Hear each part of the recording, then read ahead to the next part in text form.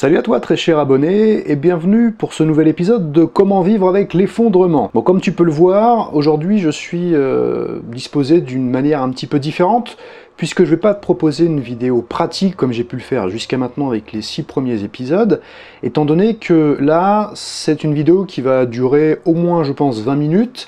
Donc n'hésite pas à la mettre éventuellement en fond ou prends un thé, mets-toi à l'aise parce que je vais parler, je vais faire que parler autour d'un sujet précis pendant le temps qui sera imparti à cette vidéo. D'ailleurs si le format vous plaît, je pourrai en réaliser d'autres avec des thématiques bien particulières. Donc en ce qui nous concerne aujourd'hui, je vais parler d'alimentation, de consommation et d'effondrement, de collapsologie parce que c'est la thématique principale de cette chaîne. Pourquoi l'alimentation? Pourquoi est-ce que ça revient assez souvent? Parce que c'est un des piliers majeurs de nos besoins physiologiques. Si on se réfère à la pyramide de Maslow ou bien aux 14 besoins de Virginia Anderson. Si vous ne voyez pas trop de quoi je veux parler, je vous mettrai une petite illustration à ce moment-ci de la vidéo. Et parce que de nos jours, la très grande majorité de la population mondiale a accès à ce besoin primaire, ce besoin physiologique qui est essentiel pour pouvoir vivre décemment. En plus de boire en quantité, dormir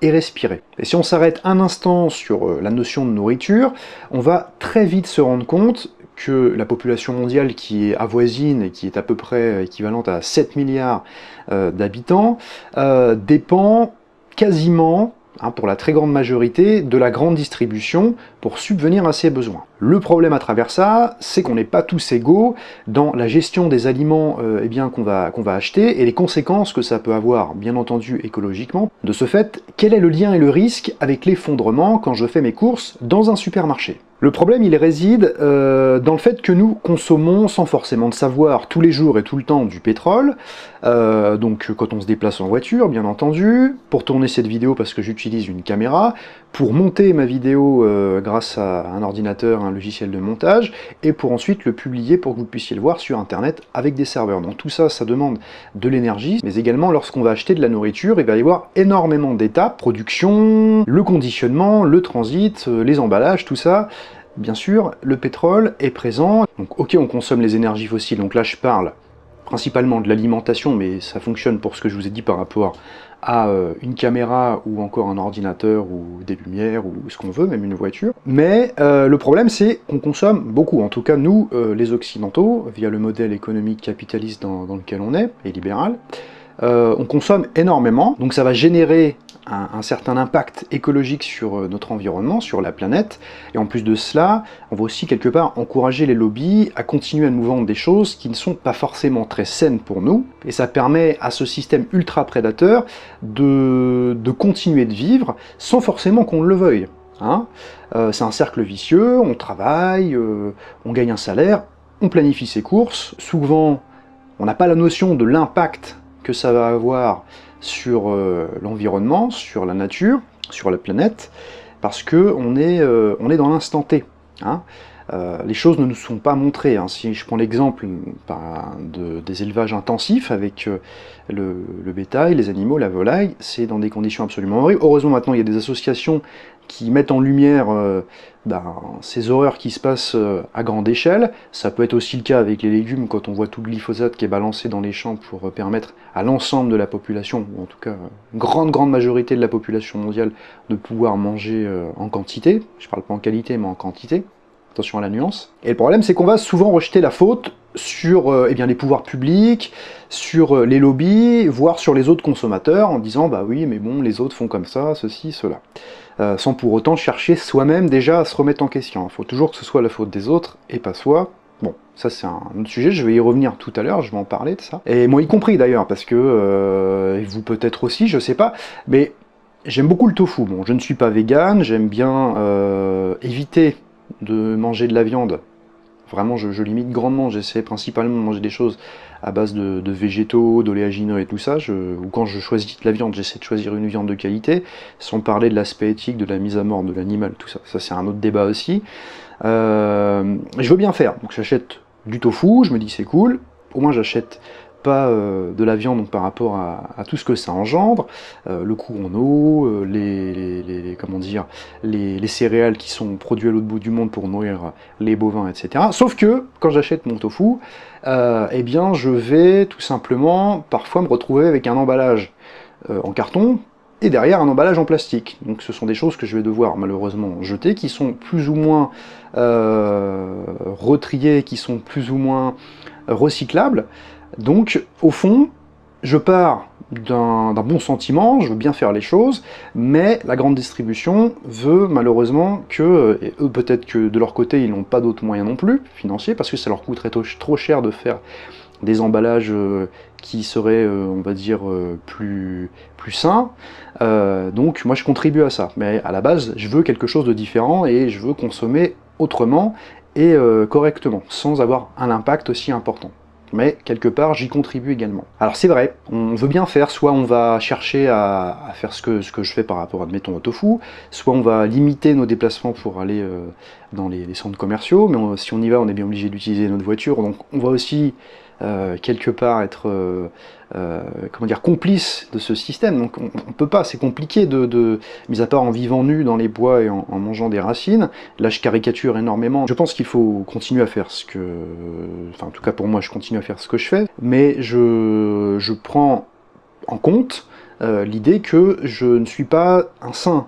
Je ne suis pas parfait et que mes choix auront de toute façon un impact, même si c'est minime, sur mon environnement, et que je ne suis pas tout seul à vivre sur cette terre. Donc, mais il faut le conscientiser tout ça. Il faut être capable de l'intellectualiser et de se dire que nos choix, quels qu'ils soient très sains ou plutôt je m'en foutiste, auront une importance au final. Et je pense que oui, c'est quand même important d'intellectualiser tous ces faits pour mieux anticiper les conséquences et les conséquences d'un potentiel effondrement, puisque quoi qu'il en soit, étant donné qu'on est de plus en plus nombreux, on a tous un parcours de vie qui est différent, avec des désirs et puis une éducation différentes, donc on va rechercher des choses différentes. Il y en a qui vont être totalement écolos, d'autres qui vont être à l'opposé de ça et qui s'en foutent. Donc au final, ça fait quand même marcher la machine et le rouleau compresseur est en place. Donc qu'on fasse des choix très sains ou pas du tout, le résultat risque d'être le même, puisque la balance n'est pas équitable par rapport à ceux qui consomment bien, entre guillemets, et ceux qui consomment mal. Alors comment anticiper les potentielles conséquences quand on est urbain avec un bas salaire? Ça c'est une question qui me travaille beaucoup, parce que je pense pas mal à cet effondrement, peut-être comme vous, et je me dis qu'il y a peut-être des gens qui voudraient changer de vie, entre guillemets, changer de paradigme, changer leur manière de consommer et de voir le monde, mais qui malheureusement, financièrement, sont un petit peu embêtés parce qu'elles n'ont pas les moyens de le faire. Et ça va dépendre de plein de facteurs. Et là, je vais surtout parler eh bien, des catégories socio-économiques. Je bois un petit peu de thé parce que, comme je vous l'ai dit, je vais pas mal parler, donc même si la vidéo est coupée, c'est assez long et je veux pouvoir être capable d'être un minimum audible. Donc, comme je l'ai dit, il y a plusieurs catégories socio-économiques. Il va y avoir les personnes qui vont vivre normalement, les personnes qui ont des revenus corrects. Donc moi je fais partie de la classe moyenne, je travaille dans le milieu social, comme je vous l'avais déjà dit dans la première vidéo. Donc je gagne normalement ma vie, sans trop gagner ni gagner malheureusement pas assez ma vie tous les mois. Et je vais pas parler là des gens qui gagnent beaucoup plus que, mettons, 1800, 2000, 2005, après tout ça. Enfin, ces gens-là sont un petit peu hors catégorie, ils peuvent se permettre plein de choses, et s'ils le voulaient, et ils le font peut-être déjà, et voilà. Là, je vais vraiment focaliser sur ces 3 points, donc les classes moyennes. Donc dans les classes moyennes, c'est des personnes qui peuvent acheter tout ce qu'elles veulent au niveau alimentaire, hein. Je parle de l'alimentation à la base, après ça engendre d'autres choses. Mais alimentairement, ils peuvent faire au moins des choix plus importants, ils peuvent choisir là où ils vont acheter leurs légumes, leurs fruits, leur viande éventuellement, sans rentrer dans l'excès, mais ils mangent correctement tous les mois, ils ne sont pas carencés, enfin normalement. Ça dépend aussi bien sûr de l'éducation qu'on a, de l'éthique qu'on a, de l'hygiène de vie bien entendu. On peut même aussi faire un choix de se tourner vers un mode autonome. Donc moi c'est ce vers quoi j'essaie de tendre. C'est compliqué parce que je suis loin d'être autonome, j'essaie de m'intéresser à ce milieu et c'est assez compliqué.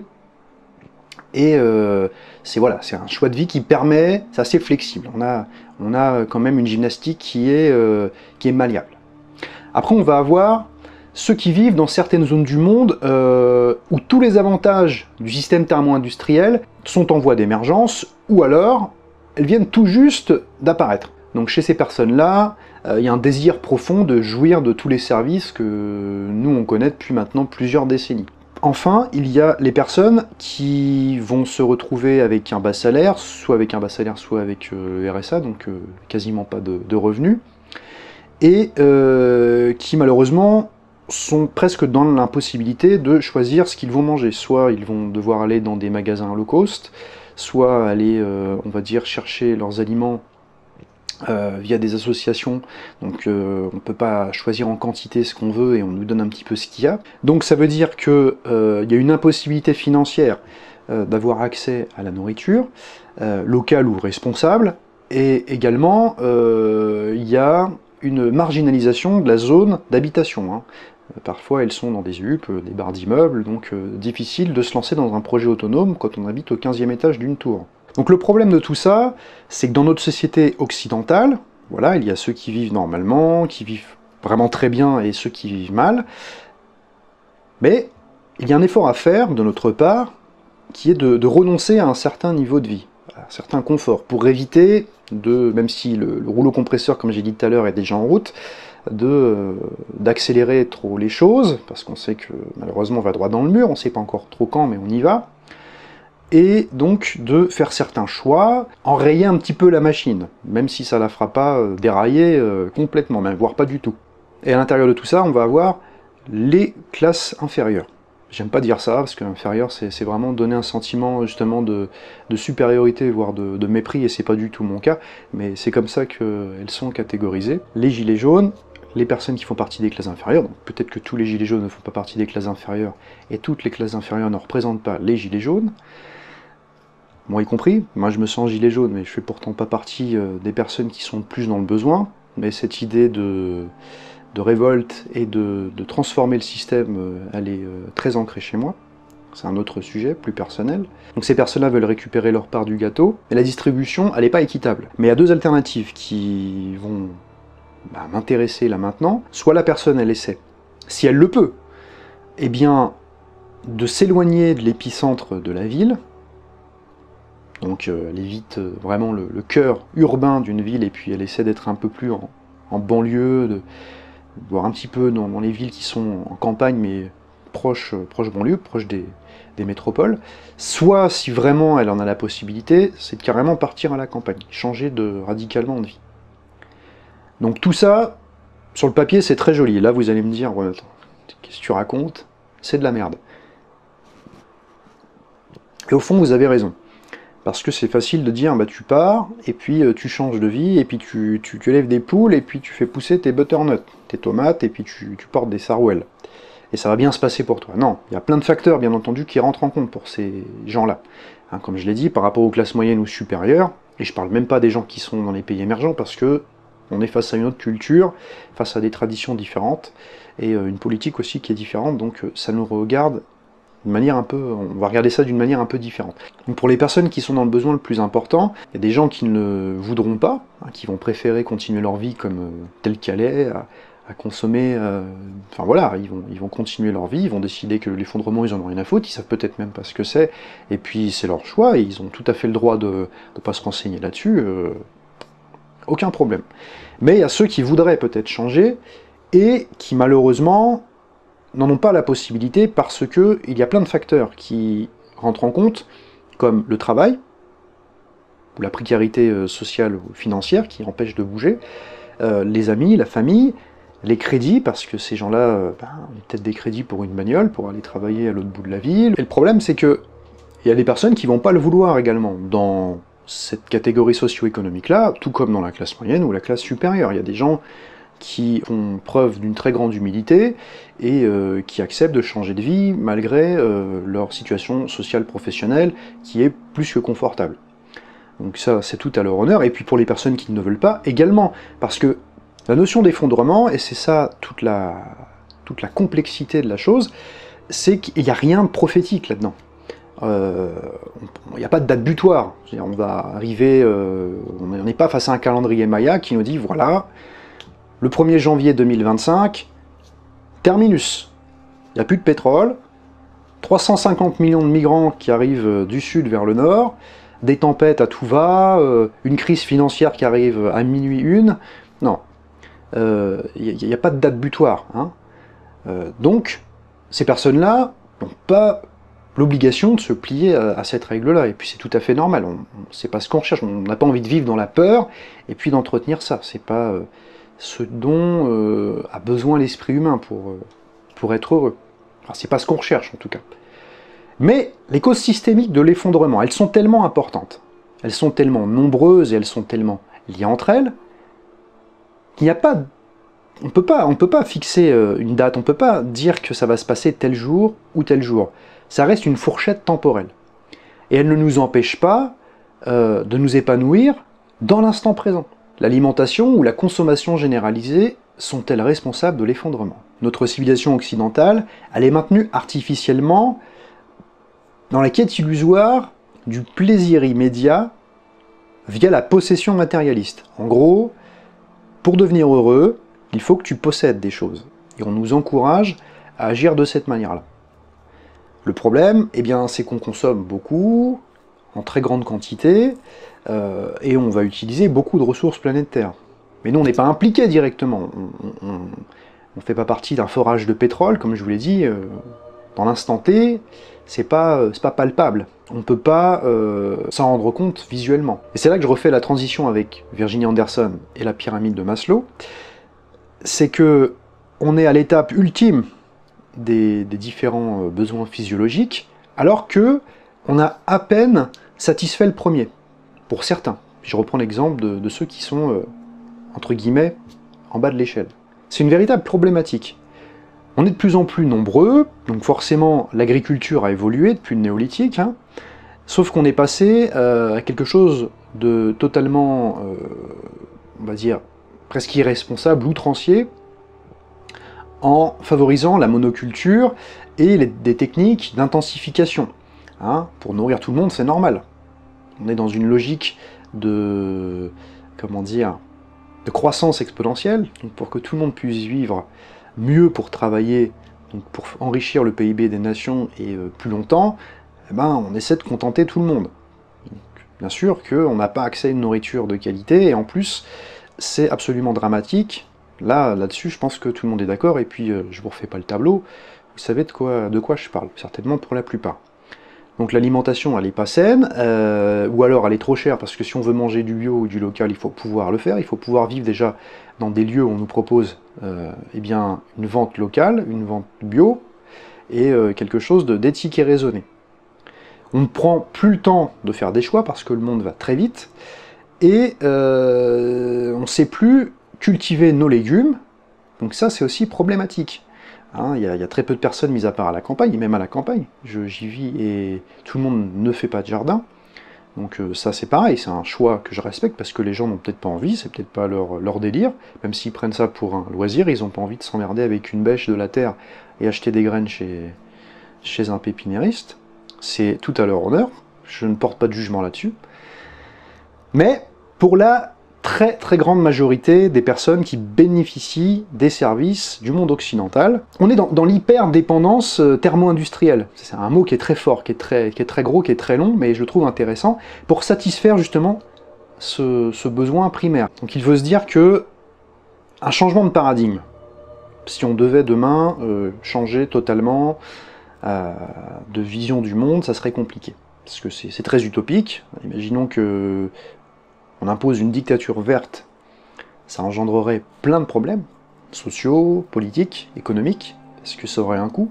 Si on disait de toute façon c'est pas grave, on est foutu, allez on arrête l'industrie du bio et tout ça, on mange que de la merde, c'est pareil, ça créerait un désordre systémique, quoi qu'il en soit. Et puis de toute façon, toutes les personnes ne souhaiteraient pas faire partie de tel camp ou tel camp. On a les climato-sceptiques et on a ceux qui sont collapsologues, C'est pas mon cas, moi je m'intéresse juste à ce monde-là, hein, je me définis pas comme collapsologue, mais je m'intéresse à la notion d'effondrement, et qui s'intéresse surtout au sort de l'humanité, pas forcément de la planète, parce qu'elle continuera de tourner autour du Soleil.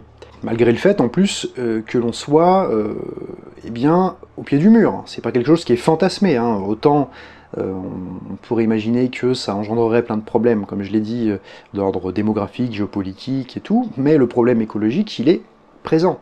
Hein. Le rapport du GIEC est criant de vérité. On ne peut pas faire mieux, on ne peut pas le contredire. Les crises ou les métamorphoses vers lesquelles on va, vers lesquelles l'humanité se dirige, elles vont pas se faire du jour au lendemain, bien sûr. Comme je vous l'ai dit tout à l'heure, moi je ne suis pas partisan de la prophétie apocalyptique où un gouffre va se présenter à nous et on va tous se faire aspirer et on va tous terminer nos jours en enfer. Ça, c'est pas ce que moi j'imagine en tout cas. Je sais que les choses risquent d'arriver, elles ont déjà commencé parce qu'il y a un désordre social important en France, dans le monde aussi, politiquement, on le voit avec ce qui s'est passé, ce qui se passe actuellement en Amazonie avec Bolsonaro, à Hong Kong. Donc pour moi, pour donner un petit peu mes impressions, mon avis, s'informer, donc se cultiver, s'enrichir, penser, agir par moi-même et puis aussi pour les autres, essayer d'être altruiste, ça me semble hyper important pour imaginer le monde de demain. C'est pour ça que j'essaie de parler de toutes ces choses-là de la manière la plus objective possible. Je veux pas être dans l'invective, je veux pas blesser les gens, j'essaie juste de comprendre comment fonctionne le monde actuel, le monde moderne en tout cas. Et puis justement, quand je parle d'enrichissement, de culture, c'est de voir qu'est-ce qui a fonctionné auparavant ou pas, puisque la civilisation maya s'est effondrée, et la civilisation romaine, et tant d'autres qui sont moins connues. Donc, de voir que notre civilisation thermo-industrielle, elle n'est pas parfaite, même si on a acquis un tel niveau technique, scientifique, et on a maintenant des mecs qui sont intellectuellement très brillants, plus nombreux en tout cas, ça ne nous exempte pas des problèmes dans lesquels on est. Sinon, on pourrait se considérer comme des demi-dieux. Oui, l'alimentation qui est le premier palier de nos besoins fondamentaux, forcément, si demain ça commence à être la merde parce qu'il commence à y avoir des restrictions, une récession ou une inflation des prix importante par rapport à divers problèmes, ça risque d'engendrer des comportements sociaux dangereux, voire criminels. Ça implique également l'idée d'être en mesure, donc c'est bien beau de se cultiver, de vouloir être quelqu'un de bien, quelqu'un de juste, en tout cas d'essayer de le faire au mieux. C'est pour ça que je vous parle éventuellement d'être en mesure de se défendre physiquement, en pratiquant un sport de combat, Krav Maga, la boxe, et je me pose aussi la question de savoir est-ce qu'il ne serait pas intéressant de pratiquer du tir sportif, ou passer le permis de chasse, éventuellement, si demain j'ai besoin d'utiliser une arme à feu pour me nourrir. Bien que je ne sois pas super fan de la chasse, loin de là, ni des armes, je suis quelqu'un de plutôt neutre, de plutôt calme. La violence, j'essaie de l'abolir, même si on est humain, donc elle ressort un jour ou un autre, on est comme ça. Mais en tout cas, c'est quelque chose que j'essaie de bannir de ma vie, mais je me dis que dans des situations extrêmes, et surtout dans la situation vers laquelle on va, si on ne sait peut-être pas utiliser une arme, en tout cas pas forcément pour tuer, pour faire du mal, mais pour dissuader, au moins pour se rassurer, être capable de changer un chargeur, de pouvoir nettoyer son arme, de pouvoir l'utiliser, ça peut être pratique. Mais j'ai pas envie d'en arriver là. Et j'espère que je ne passerai jamais mon permis de chasse, que j'aurai jamais d'arme à feu. Là, je vais vous parler de mon expérience. Donc si ça fait des années que j'ai mon jardin et que les choses arrivent dans 10, 15 ans, que ça commence vraiment à devenir chaud, que j'ai, on va dire, un bon rendement, que j'ai une bonne expérience à ce niveau-là, et que tout d'un coup, il y a des gens qui arrivent un peu à droite à gauche et qui commencent à piller aléatoirement et ça tombe sur moi, je pense que j'aurai les boules, et que des mecs arrivent armés pour me piquer mes récoltes, parce que c'est vrai que la problématique elle est là aussi, les gens, imaginons que tous les jardins soient pillés, mais qu'il n'y ait plus personne qui soit en mesure de faire pousser les légumes ou sous la contrainte.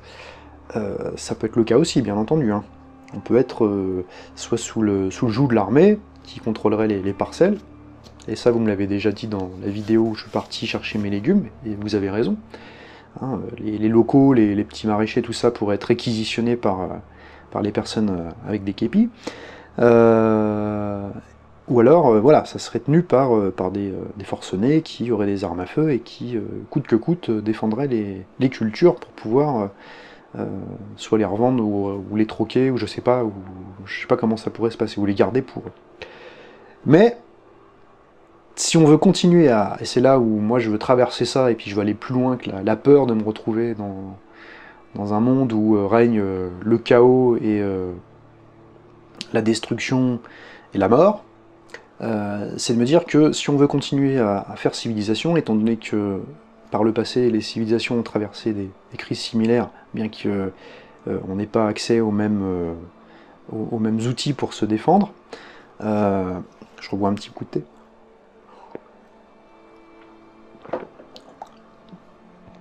Eh bien, je veux dire par là qu'il a bien fallu à un moment donné que la société se reconstruise, qu'elle continue, que la civilisation humaine dépasse ça pour se réinventer.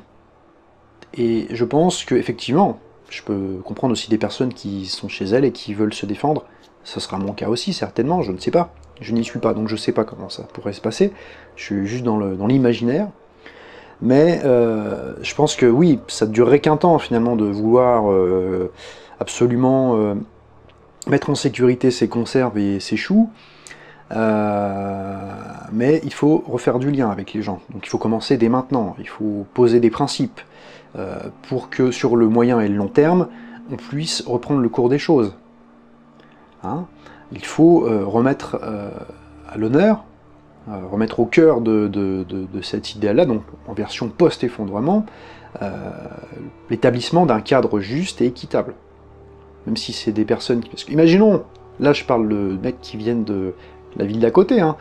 Imagine-toi avec des migrants qui viennent de l'autre bout du monde, donc déjà, barrière de la langue, barrière culturelle, barrière religieuse, barrière politique, c'est des gens qui n'ont peut-être pas vécu les mêmes choses que nous. Alors, on a déjà du mal, tu vois, à s'entendre via les réseaux sociaux dès qu'il y a un truc qui est publié. Alors imagine-toi quand tu vas avoir des vagues de personnes qui vont arriver, pas la même couleur que toi en plus, parce que c'est... On est encore là-dedans, tu vois, dans la peur de l'autre parce que il est pas blanc ou je sais pas quoi. Ça va être flippant, ça va être terrible. Donc déjà, si on n'arrive pas, alors que tout se passe bien pour l'instant, hein, on peut continuer à acheter des smartphones et puis des sneakers, c'est pas de problème, quoi. Mais quand ce sera la merde, ce sera bien différent à mon avis. Donc, c'est peut-être plus intéressant de refaire un petit peu marche arrière et puis de prendre du recul avec tous les réseaux sociaux qui existent. Après, moi, en parlant de ça, vous m'avez peut-être connu grâce à Facebook, donc je n'y allais, j'en parle au passé, seulement pour faire la promotion de mon contenu, parce que j'avais besoin de créer une communauté, d'avoir des personnes avec qui échanger sur tous ces sujets-là. Donc là, je n'y suis plus du tout, c'était le dernier, mis à part YouTube, hein, c'était le dernier réseau social que j'utilisais, là c'est une petite parenthèse que je fais. Donc voilà, ça ne m'intéresse pas, j'y vois pas d'intérêt. J'ai l'impression de passer à côté de plein de trucs dans ma vie, plutôt que de devoir scroller avec ma souris ou mon doigt sur le téléphone portable. Voilà, parenthèse fermée.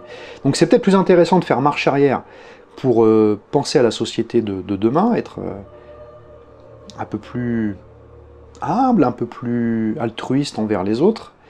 Et c'est sûr que voilà, je n'ai pas une vision bisounours des choses, où on va tous porter des sarouels, se laisser pousser les cheveux pour avoir des dreads, fumer des gros joints et faire pousser les tomates tous ensemble en dansant autour des choux. Non, je suis bien conscient que ça se passera pas comme ça et que ça va être psychologiquement, je dis ça se passera pas comme ça ne pourrait ne pas se passer comme ça. Est-ce que ça risque d'être très dur psychologiquement d'encaisser le choc premier, hein? Parce qu'il y a toutes les étapes un petit peu du deuil, quoi. Il faut accepter le fait que on risque de voir un autre monde émerger, qui sera totalement différent de celui dans lequel on est, avec des projets qui seront aussi totalement différents.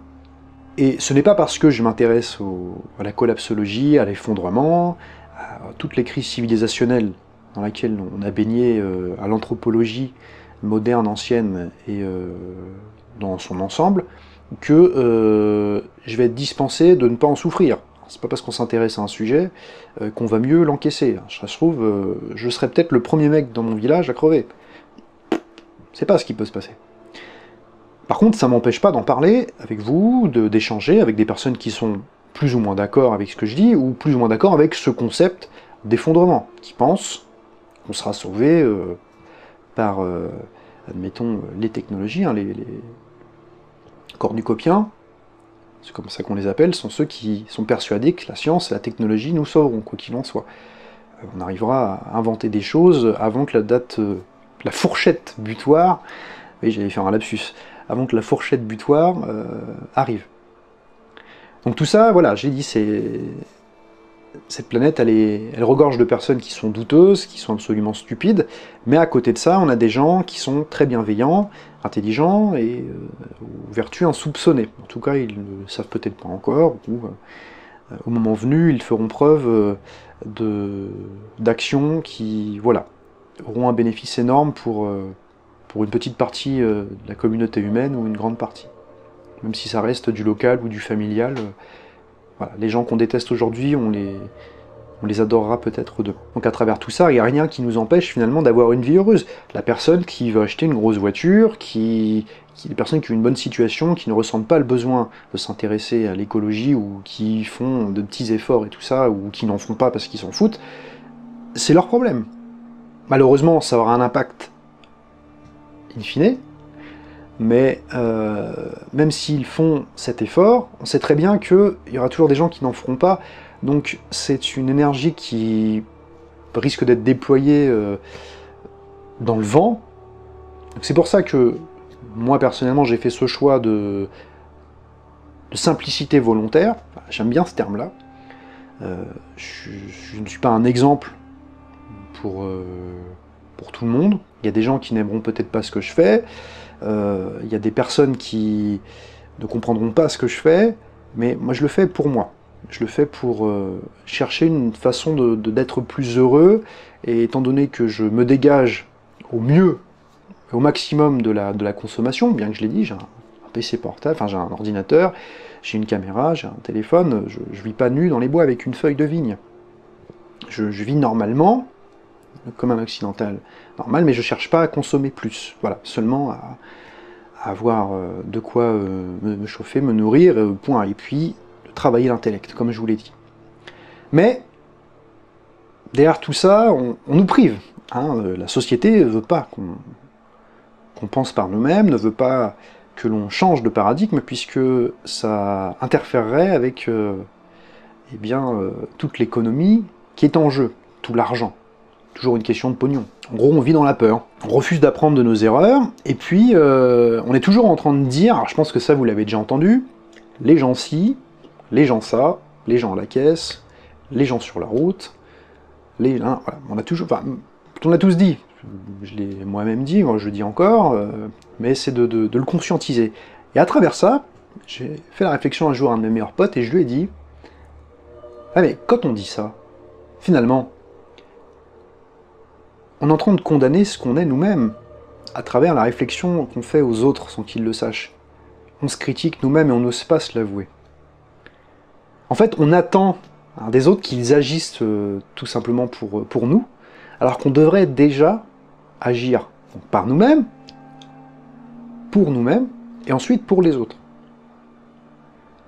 C'est pas facile hein, de vouloir changer de vie comme ça et conserver cet état d'esprit, parce qu'on est toujours, socialement en plus, la barrière sociale, elle est très importante. On est toujours en train de vouloir nous mettre des bâtons dans les roues parce que tu es différent des autres et tu as fait un choix qui ne correspond pas à la masse, à l'ensemble en tout cas sur la balance de ce qui représente le plus grand nombre. Donc moi je le fais pas dans l'espoir de changer le monde entier, parce que puisque je fais tout seul, c'est sûr que, voilà, tu reprends l'exemple du colibri qui va chercher de l'eau avec son bec pour éteindre la forêt, c'est un petit peu ça. Je fais ma part. Ok, le monde est tel qu'il est, les gens font les choix qu'ils ont envie de faire, s'ils ont envie d'avoir des grosses bagnoles, eh ben, s'ils sont heureux comme ça, c'est tout à leur honneur. S'ils ont envie de consommer des conneries et d'être... comment dire, envahi par ce questionnement de l'image de soi, donc c'est aussi leur problème. Enfin voilà, s'ils sont heureux comme ça, moi ça me regarde pas. Moi je vis autrement, donc par contre, tu me dis pas à l'inverse que ce que je fais, ça t'emmerde. Enfin, tu peux me le dire, mais ça coule. Parce que j'ai fait un choix, et je me suis ancré là-dedans. Enfin, en tout cas, j'essaie. Parce que ça ne veut pas dire qu'un jour je referai marche arrière. On ne peut pas connaître l'avenir. Et en plus, on est stoppé quelque part par le cadre légal et institutionnel. Pour ça que la désobéissance civile, c'est quelque chose que je trouve absolument... c'est génial, ce truc. On ne commet pas de crime, mais on fait en sorte de montrer qu'on est en désaccord avec le pouvoir en place, et en tout cas une certaine façon de vouloir faire tourner le monde, le faire fonctionner.